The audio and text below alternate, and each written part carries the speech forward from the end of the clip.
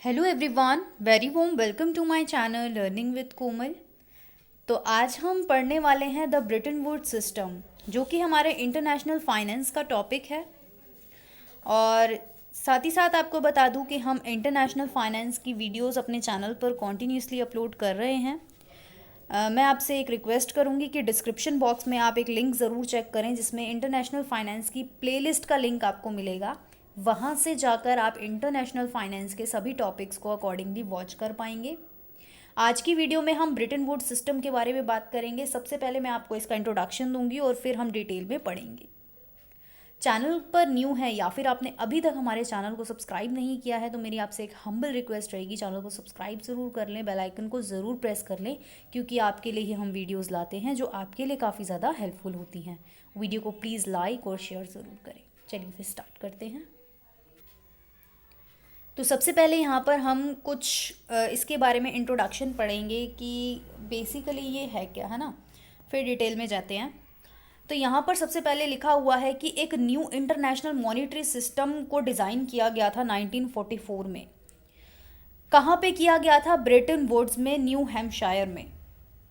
तो ये जो है जगह का नाम है। और यहाँ पर जो है 1944 में एक नया इंटरनेशनल मॉनेटरी सिस्टम को डिज़ाइन किया गया था, जिसको हम बोलते हैं द ब्रेटन वुड्स सिस्टम। इसका मकसद क्या था? गोल इसका ये था, was to build an enduring economic order, एक इकोनॉमिक स्टेबिलिटी लाना, है ना, बिल्ड करना इसका एक उद्देश्य था। That would facilitate post war economic growth, क्योंकि जब वर्ल्ड वॉर सेकेंड हुआ उसके बाद हमारी इकोनॉमी की जो कंडीशन थी वो ज़्यादा अच्छी नहीं थी। तो उसको सही करने के लिए, उसकी ग्रोथ को ध्यान में रखते हुए ये ब्रेटन वुड्स सिस्टम आया, यानी कि इसको इस्टेब्लिश किया गया। और साथ ही साथ आपको बता दूं कि जब ब्रेटन वुड्स एग्रीमेंट इस्टेब्लिश हुआ तो दो मल्टीनेशनल इंस्टीट्यूशंस भी जो है इस्टेब्लिश हुए इसके साथ, जो कि आप देख सकते हैं, द इंटरनेशनल मॉनेटरी फंड को इस्टेब्लिश किया गया और वर्ल्ड बैंक को। इंटरनेशनल मॉनेटरी फंड को इसलिए इस्टेब्लिश किया गया to maintain order in the international monetary system, कि भाई इंटरनेशनल मॉनेटरी सिस्टम में एक ऑर्डर मेंटेन हो। और वर्ल्ड बैंक को इसीलिए इस्टेब्लिश किया गया ताकि जनरल इकोनॉमिक डेवलपमेंट का जनरल इकोनॉमिक डेवलपमेंट हो, इस वजह से।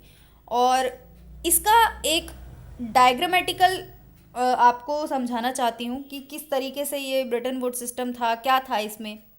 तो मैं आपको बता दूं कि फॉरेन करेंसीज को यूएस डॉलर के साथ लिंक कर दिया गया। जैसा कि आप देख सकते हो, यहाँ पर हमें एक डायग्राम गिवन है जिसमें हमें ब्रिटिश पाउंड की पार वैल्यू गिवन है और German mark par value given है। इटालियन का लीरा, मतलब इटली में लीरा चलता है, जैसे हमारे यहाँ रुपी चलता है, वहाँ इटली में लीरा चलता है। जर्मन में मार्क चलता है, ब्रिटिश में पाउंड चलता है, करेंसी का नाम है उनकी, ठीक है। और जापानीज में जापान में येन चलता है ना, Japanese yen, Italian lira, German mark, British pound. तो अब यहाँ पे मेन बोला क्या गया है कि इनको सबको क्या कर दिया गया, यूएस डॉलर के साथ लिंक कर दिया गया। तो अब आप यहाँ देखो, यहाँ नज़र डालो आप सबसे पहले कि 2.80 डॉलर्स एक पाउंड के बराबर बोला गया यहाँ पर, ठीक है, कि 2.80 डॉलर जो है वो एक पाउंड के इक्वल है। यूएस डॉलर की बात हो रही है यहाँ पर। जर्मन मार्क की पर वैल्यू बोली गई डीएम 4.2, मतलब जितनी वहाँ की वैल्यू है, आई मीन पर डॉलर की जो भी होगी वो 4.2 वहाँ की करेंसी के अकॉर्डिंगली होगी, है ना। जैसे यहाँ पर 75 रुपीज़ का एक डॉलर है ना, इस टाइम है, बट ये अभी उस टाइम की बात हो रही है जब ये ब्रेटन वुड्स सिस्टम आया था, तब की बात हो रही है। और फिर इटालियन लीरा की वैल्यू ये थी और जापानीज येन की वैल्यू ये थी, ठीक है। 360 येन जो है वो प्रति डॉलर, ये सब बताया गया है। अब आपको मैं एक बात बता दूं कि यहाँ पर एक लाइन लिखी गई है, the US dollar which in turn is link to gold. US dollar को के साथ तो हमारी फॉरेन करेंसी का लिंक है, पर यूएस डॉलर का लिंक किसके साथ है? गोल्ड के साथ, ठीक है, गोल्ड के साथ। तो अब मैं आपको बता दूं कि यहाँ पर क्या मेंशन है कि $35 का एक आउंस माना जाता था। गोल्ड का एक आउंस जो कुछ ग्राम होता है, तो आउंस जिसको हम बोलते हैं, तो $35 का एक गोल्ड का आउंस जो है वो माना जाता था उस टाइम पे, कि हाँ भाई अगर एक आउंस गोल्ड की वैल्यू जो है वो $35 के बराबर है। आई होप इतना क्लियर हुआ। अब हम डिटेल में जाएंगे। तो सबसे पहले यहाँ पर हमें गिवन है what is the Bretton Woods agreement. ये जो ब्रिटेन वुड एग्रीमेंट था ये था क्या, ये क्या है, राइट? तो the Britain Wood agreement was reached in a 1944 summit held in new Hampshire USA. तो न्यू हैम्पशायर यूएसए में ये एक समिट हुआ, एक कॉन्फ्रेंस हुई। 1944 की बात कर रहे हैं, 1944 में ये कॉन्फ्रेंस हुई थी जिसमें ब्रिटेन वुड एग्रीमेंट आया, एस्टैब्लिश हुआ, और on a site by the same name, यानी कि ब्रिटेन वुड एग्रीमेंट के नाम से। तो द एग्रीमेंट, ये जो एग्रीमेंट था, agreement was reached by 730 delegates. तो 44 नेशन से, 44 अलाइड नेशन से ये 730 डेलीगेट्स जो थे वो आए थे ये इस समिट को, इस कॉन्फ्रेंस को अटेंड करने। 730 delegates in the sense group of peoples. तो 730 पीपल्स आए थे जिन्होंने डिस्कस किया था इस एग्रीमेंट के बारे में, और जो है ये फिर इन्होंने ये समिट अटेंड किया। और ये जो 730 डेलीगेट्स थे ये 44 कंट्रीज से आए थे, 44 अलाइड नेशन से आए थे ये 730 लोग, डेलीगेट्स जो थे।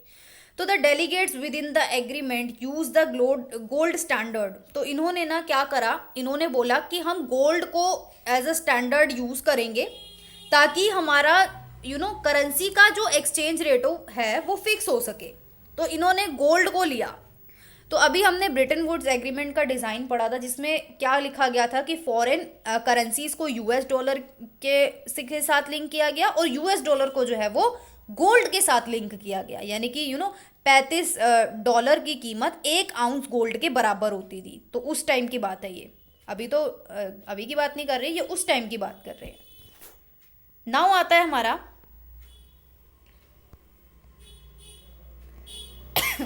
The agreement also facilitated the creation of immensely important structure in the financial world। कि ये जो एग्रीमेंट है इसने एक फाइनेंशियल वर्ल्ड में एक इम्पॉर्टेंट स्ट्रक्चर जो है उसका क्रिएशन किया है ना, एक इम्पॉर्टेंट स्ट्रक्चर बनाया ताकि जो है फाइनेंशियल वर्ल्ड में जो है थोड़ी फैसिलिटेशन आ सके, थोड़ी आसानी आ सके। तो the international monetary fund and the अब international bank for reconstruction and development. तो ये international bank for reconstruction and development, जिसको आज हम क्या बोलते हैं, वर्ल्ड बैंक बोलते हैं। तो इन दोनों फाइनेंशियल इंस्टीट्यूशंस का भी ये बने, इस्टेब्लिश हुए ब्रिटेन वुड्स एग्रीमेंट के साथ साथ। आगे हम रीड करेंगे।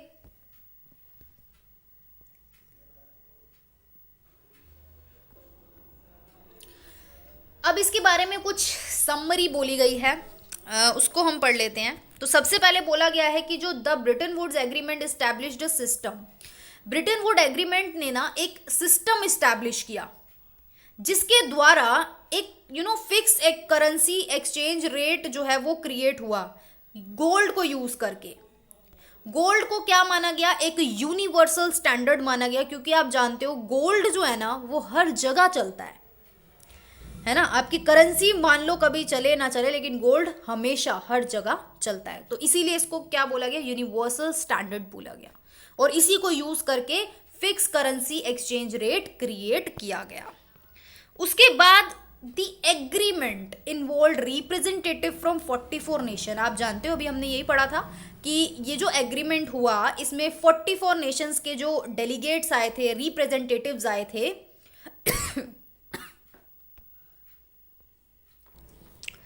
तो 44 नेशंस के जो रिप्रेजेंटेटिव आए थे are and brought about the creation of, उन्होंने क्या करा, इंटरनेशनल मॉनेटरी फंड और वर्ल्ड बैंक की भी क्रिएशन करी, ये भी हमें पता चल गया। उसके बाद the fix currency exchange rate system eventually failed. ये जो fix currency exchange rate system था ना ये फेल्ड हो गया था। वो उसके बारे में भी हम पढ़ेंगे कि जो है ब्रिटेन वुड्स का कोलैप्स भी हुआ, उसके बारे में हम रीड करेंगे आगे। How ever it provided much needed stability at the time of its creation. लेकिन जब इसकी क्रिएशन हुई थी, जब ब्रिटेन वुड सिस्टम बना था ना, तब इसने बहुत ज़्यादा स्टेबिलिटी प्रोवाइड की थी, जो कि बहुत ज़्यादा उस टाइम ज़रूरत थी। तो स्टेबिलिटी काफ़ी ज़्यादा प्रोवाइड की गई थी ब्रिटेन वुड सिस्टम के द्वारा। बट कुछ सालों बाद इसका जो है कोलैप्स भी हो गया था, उसके बारे में भी हम अब स्टडी करेंगे।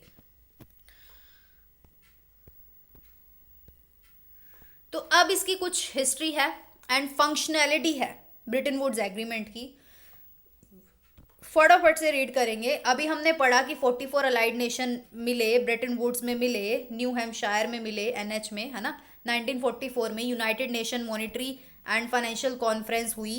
तो उस टाइम पर वर्ल्ड की जो इकोनॉमी थी वॉज वेरी शेकी, बहुत ज़्यादा फ्लक्चुएशंस हो रही थी, बहुत इकोनॉमी जो है वो स्टेबल नहीं थी। And the allied nation sought to meet, to discuss and find a solution. तो इसीलिए अलाइड नेशंस मिले और उन्होंने डिस्कशन किया, उन्होंने इस चीज़ का सॉल्यूशन निकाला for the prevailing issues that plagued currency exchanges, की भाई ये जो करेंसी एक्सचेंज से रिलेटेड इश्यूज आ रहे हैं, इसका क्या सॉल्यूशन है। और इसीलिए हमारा ब्रिटेन वुड एग्रीमेंट आया ऑब्वियसली। अब the summit was also looking for policies and regulations. तो ये जो समिट था ना, ये पॉलिसीज एंड रेगुलेशंस की तरफ भी ध्यान दे रहा था कि भाई कुछ पॉलिसीज, कुछ रूल्स बनने चाहिए, कुछ रेगुलेशंस बनने चाहिए that would maximize the potential benefit, जिसकी वजह से जो है बेनिफिट्स हो सकते हैं, पोटेंशियल बेनिफिट्स को ये मैक्सिमाइज करेगा, बढ़ाएगा, और प्रॉफिट्स को भी बढ़ाएगा। तो that could be derive from the global trading system. Okay, तो ग्लोबल ट्रेडिंग सिस्टम किस वजह से है, मतलब ग्लोबल ट्रेडिंग सिस्टम में बेनिफिट्स हो लोगों को, जो भी बिजनेसमैन हैं उनको प्रॉफिट्स होना चाहिए, और तो इसको मैक्सिमाइज करने के लिए पॉलिसीज एंड रेगुलेशंस की तरफ भी ध्यान दिया गया। और what resulted from the conference were the Britain Wood agreement. तो इनका रिजल्ट यही आया कि ब्रिटेन वुड एग्रीमेंट हुआ और ब्रिटेन वुड सिस्टम जो है वो आया। उसके बाद the Britain Wood system is a set of unified rules. यहाँ पे यूनिफाइड रूल्स का बने, यूनिफाइड इन द सेंस जो हर जगह लागू होंगे, पूरे वर्ल्ड में इसका जो है के लिए जो है ये रूल्स बनाए गए एंड पॉलिसीज बनाई गई। दैट प्रोवाइडेड द फ्रेमवर्क, एक तरीके से ये सभी कंट्रीज को फ्रेमवर्क प्रोवाइड कराता है ब्रिटेन वुड सिस्टम उस टाइम पर।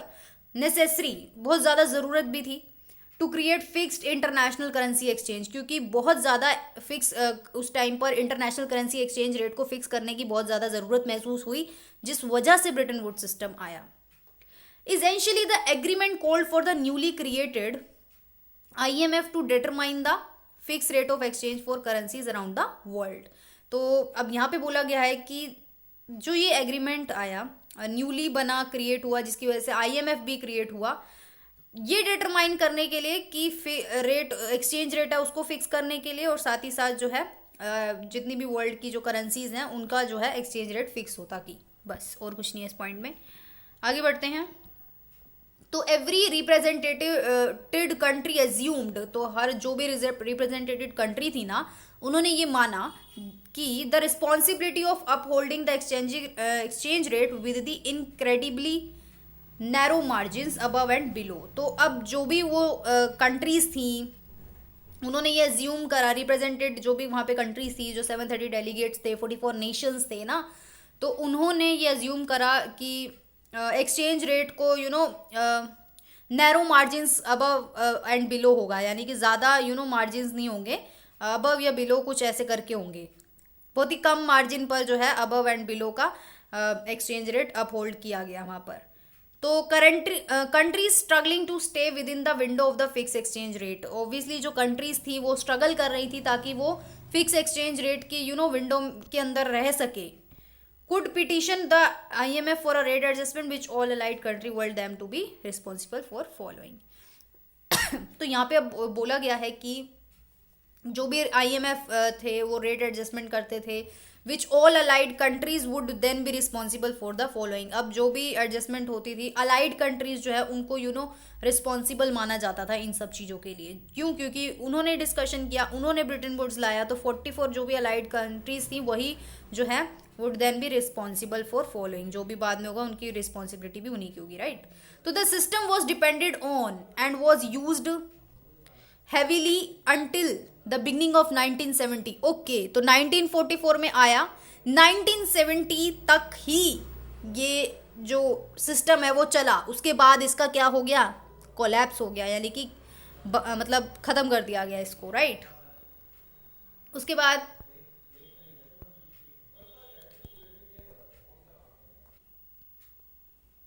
तो अब हम स्टडी करेंगे इसके कोलैप्स के बारे में, the collapse of the Bretton Woods system, कि भाई इसका कोलैप्स क्यों हुआ, क्यों ये खत्म कर दिया गया। तो backing currency by the gold standard started to become a serious problem, कि backing currency by the gold standard, जो भी ये सिस्टम था गोल्ड स्टैंडर्ड पर बेस्ड था, इसको यूज करके जो है फिक्स एक्सचेंज रेट बनाया गया। तो इससे क्या हो रहा था कि सीरियस प्रॉब्लम क्रिएट हो रही थी थ्रू द लेट 1960, यानी कि 1960 के बाद। और 1971 में क्या हुआ, इशू वॉज सो बैड, मतलब ये जो इशू था वो बहुत ज़्यादा बुरा होता गया। तो यूएस के जो प्रेसिडेंट थे उस टाइम पर रिचर्ड निक्सन जो थे यूएस प्रेसिडेंट, उन्होंने नोटिफिकेशन दिया that the ability to convert the dollar to gold was being suspended. तो यहाँ पे बोला गया कि डॉलर को गोल्ड में कन्वर्ट करने की जो एबिलिटी है वो अब सस्पेंड कर दी गई है टेम्पररीली। तो यहाँ पे एक वर्ड यूज किया गया टेम्पररीली, यानी कि अभी कुछ टाइम के लिए उन्होंने अनाउंसमेंट करी, उन्होंने नोटिफिकेशन दिया। रिचर्ड निक्सन जो कि यूएस प्रेसिडेंट थे उस टाइम पे, उन्होंने बोला कि the ability to convert the dollar to gold, कि अब जो ये डॉलर को जो गोल्ड में कन्वर्ट किया जाता था उसको कुछ टाइम के लिए सस्पेंड कर दिया गया। इट मीन्स कि ब्रिटेन वुड्स सिस्टम का कोलैप्स कर दिया गया, चाहे वो टेम्पररीली किया गया हो, उस टाइम पे वर्ड यूज किया गया था। तो the move was inevitably the final straw, obviously. तो अब यूएस के उन्होंने प्रेसिडेंट ने बोल ही दिया टेम्पररीली, लेकिन बाद में इसको फाइनल स्ट्रो ही था, फाइनल ही था ये। मतलब कुल मिला के द सिस्टम जो एग्रीमेंट था वो कोलैप्स हो ही गया था उसके बाद में। तो still there was several attempt by representative, लेकिन फिर भी जो रिप्रेजेंटेटिव्स थे उन्होंने कुछ अटेम्प्ट करे कि हाँ भाई ये सिस्टम दोबारा से चले, है ना, क्योंकि ये सस्पेंड कर दिया गया था कुछ टाइम के, लेकिन फिर भी कुछ अटेम्प्ट्स किए गए रिप्रेजेंटेटिव्स के द्वारा ताकि ये फिर से आए। फाइनेंशियल लीडर्स एंड जो भी गवर्नमेंटल बॉडीज थी उन्होंने इस सिस्टम को रिवाइव करने की कोशिश करी कि ये सिस्टम दोबारा आ जाए and keep the currency exchange rate fixed, और जो एक्सचेंज रेट जो सिस्टम है करेंसीज का वो फिक्स हो सके। हाउएवर 1973 में क्या हुआ, nearly all major currencies had began to float relatively toward one another. तो 1973 में जितनी भी मेजर करेंसीज थी उन्होंने एक दूसरे की ओर जो है फ्लोट करने की स्टार्ट किया, करेंसीज का फ्लोटिंग हुआ एक दूसरे की तरफ, and the entire system eventually collapse. तो इसीलिए पूरा का पूरा ये जो ब्रिटेन वुड्स सिस्टम था ये कोलैप्स हो गया, यानी कि इसका समापन हो गया। अब इसकी कुछ सिग्निफिकेंस भी हैं, कुछ इंपॉर्टेंस भी हैं। सिग्निफिकेंस क्या थी इसकी, कि despite falling apart the Bretton Woods summit and agreement are responsible for a number of notably important aspect in the financial world. तो यहाँ पे बोला गया है कि डिस्पाइट मतलब फॉलिंग अपार्ट, फॉलिंग होने के बावजूद जो ब्रिटेन वुड्स समिट था और जो ये एग्रीमेंट था are responsible for a number of notably important aspect, यानी कि ये जो ब्रिटेन वुड्स सिस्टम और ये जो एग्रीमेंट था ये रिस्पॉन्सिबल था कुछ इंपॉर्टेंट एस्पेक्ट्स का, जो भी फाइनेंशियल वर्ड्स में जो भी एस्पेक्ट थे काफ़ी ज़्यादा इंपॉर्टेंट थे उनके लिए इसको रिस्पॉन्सिबल ठहराया गया। एंड आगे बोला गया है कि first and foremost is the पहली और था कि the creation of the IMF and the world bank. क्यों, क्योंकि ब्रिटेन वुड्स सिस्टम का तो कोलैप्स हो गया, बट आईएमएफ और वर्ल्ड बैंक का क्या, आईएमएफ और वर्ल्ड बैंक जो कि ब्रिटेन वुड्स सिस्टम की वजह से आए एस्टैब्लिश हुए, तो बोथ इंस्टीट्यूशन रिमेन वाइटल। ये जो दोनों इंस्टीट्यूशन थे ये काफ़ी ज़्यादा मतलब अब रहे ग्लोबल इकोनॉमी में, आज के टाइम में भी हम जानते हैं वर्ल्ड बैंक आईएमएफ जो ब्रिटेन वुड्स सिस्टम की वजह से आए, लेकिन वो आज भी हमारी ग्लोबल इकोनॉमी में काफ़ी ज़्यादा वाइटल रोल प्ले कर रहे हैं। यानी कि ये दोनों फाइनेंशियल इंस्टीट्यूशन जो है वाइटल है, आज के टाइम में इम्पॉर्टेंट है। मतलब कहने का ये मतलब है कि भले ही ब्रिटेन वुड्स जो सिस्टम था उसका कोलैप्स हो गया हो, बट ये कुछ इम्पॉर्टेंट जो भी फाइनेंशियल वर्ल्ड्स में इम्पॉर्टेंट एस्पेक्ट्स हैं लाइक आईएमएफ और वर्ल्ड बैंक, ये फिर भी आज के टाइम में इम्पॉर्टेंट हैं, इनके कहने का ये मतलब है। उसके बाद ऑन अ लार्जर स्केल पे देखा जाए तो how ever the agreement unified 44 nation from around the world, हम जानते हैं कि 44 नेशंस का ये जो एग्रीमेंट हुआ पूरे वर्ल्ड में, bringing them together to solve a growing global financial crisis. तो हम जानते हैं कि भले ही चाहे कोलैप्स हो गया हो, फिर भी 44 नेशंस जो है वो एक साथ आए, उन्होंने ग्लोबल फाइनेंशियल क्राइसिस को जो बढ़ रहा था उसको सॉल्व किया। It helped to the strengthen the overall world economy, जिसकी वजह से ओवरऑल वर्ल्ड की जो इकोनॉमी थी उसको स्ट्रेंथ मिली, and maximize international trade profit. Bretton Wood system की वजह से इंटरनेशनल ट्रेड प्रॉफिट भी मैक्सिमाइज हुआ। तो ये इसकी कुछ सिग्निफिकेंस इंपॉर्टेंस है ब्रिटेन वुड सिस्टम की, कि हाँ भाई चाहे भले ही कोलैप्स हो गया हो बट इसने उस टाइम पर बहुत अच्छा रोल प्ले किया था, भले ही उसका जो है कोलैप्स हो गया हो। आज के लिए सिर्फ इतना ही। आई होप आपको ब्रिटेन वुड सिस्टम समझ में आया होगा। वीडियो को लाइक शेयर कमेंट ज़रूर करें। Thank you so much.